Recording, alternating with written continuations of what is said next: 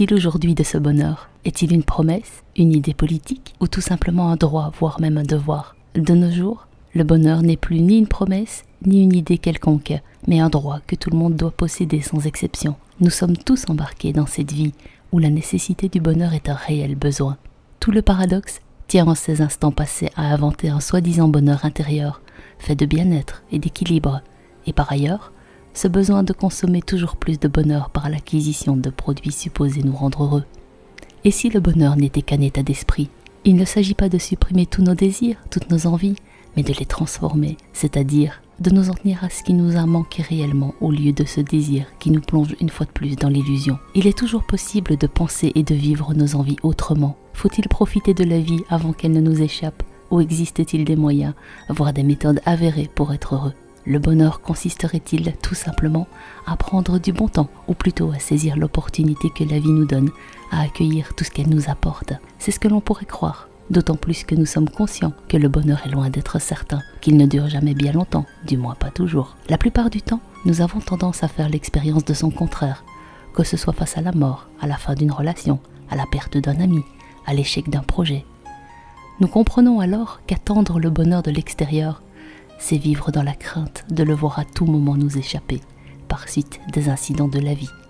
Mais comment peut-on penser être heureux, alors que l'on sait devoir mourir un jour, et qu'il est possible de tout perdre en un instant, même les personnes qui nous sont les plus chères? Dans notre façon de penser, c'est ce qui devient tragique, car nous savons qu'il nous faudra un jour partir, et que toute chose a une fin, ce à quoi nous ne sommes pas toujours préparés.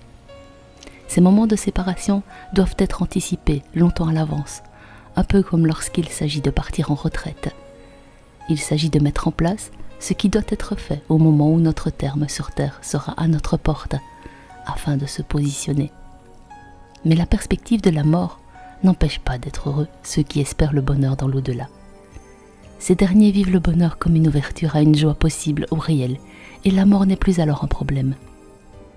Il s'agit d'aimer la vie telle qu'elle est, à savoir éphémère.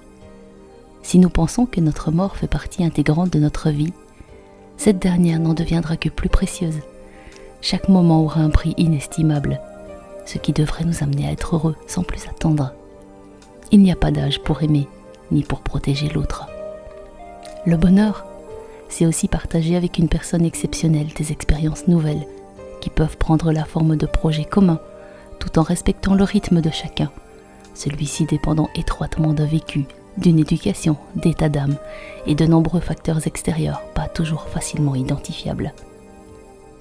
Pour pouvoir construire le bonheur à deux, il faut savoir communiquer, écouter, déceler chez l'autre ce qui l'empêche d'avancer, l'aider à vaincre ses peurs, ses angoisses, qui peuvent nous sembler justifiées ou non, lui rappeler qu'il n'est pas seul et qu'il peut s'appuyer sur nous sans forcément être jugé, afin de le guider avec calme, douceur et patience, toujours dans le but de le rassurer et de dédramatiser certaines situations. Réciproquement, il est tout naturel que l'autre ait la même disponibilité lorsque nous nous trouvons en difficulté, qu'il nous apporte tout ce que l'on attend de lui dans des situations semblables. Une même situation, même si elle semble a priori source de bonheur, peut, selon les personnes et leur propre sensibilité, ne pas être vécue de la même façon. Il faut accepter que l'autre soit différent et que chacun avance à son rythme, tout en cherchant l'harmonie du bien-être. Parfois, sans attendre d'avoir ce que nous convoitons ou ce que nous espérons, nous nous persuadons que la vie serait meilleure si nous pouvions atteindre certains objectifs ou si nous ne nous laissions pas envahir par des problèmes dont bien souvent nous sommes les seuls responsables. Lorsque l'on est enfant, on a envie d'être grand pour faire comme les adultes, mais il y a toujours un obstacle sur le chemin, un problème qu'il faut résoudre en premier, comme des dettes à payer. On est alors convaincu que l'on sera plus heureux quand on aura surmonté ces épreuves. On se dit que notre vie sera plus juste à ce moment-là et que les choses iront mieux. Jusqu'au moment où l'on se rend compte que notre chemin de vie est ponctué d'obstacles, quelquefois insurmontables. Quoi qu'il en soit, il est indispensable d'avoir des rêves et de faire en sorte de les réaliser, malgré des situations en attente d'être réglées ou inachevées. Aujourd'hui, nous voulons une nouvelle voiture. Demain, nous trouverons notre maison trop petite. Après-demain, ce sont nos voisins qui seront trop bruyants ou notre travail trop fatigant. Le bonheur semble à portée de main, mais il y a toujours un petit quelque chose qui fait obstacle, et ce bonheur est alors remis à plus tard. Ce n'est pas ainsi que nous le trouverons. En le rendant dépendant de conditions extérieures, il devient inaccessible. Il est toujours reporté dans un futur de plus en plus difficile d'accès. Il faut donc inverser la définition du bonheur, ne plus le rendre tributaire du monde extérieur, mais d'une simple volonté intérieure. Il ne faut plus chercher à satisfaire tous nos désirs, mais trouver aujourd'hui cet état de plénitude au-delà de nos désirs.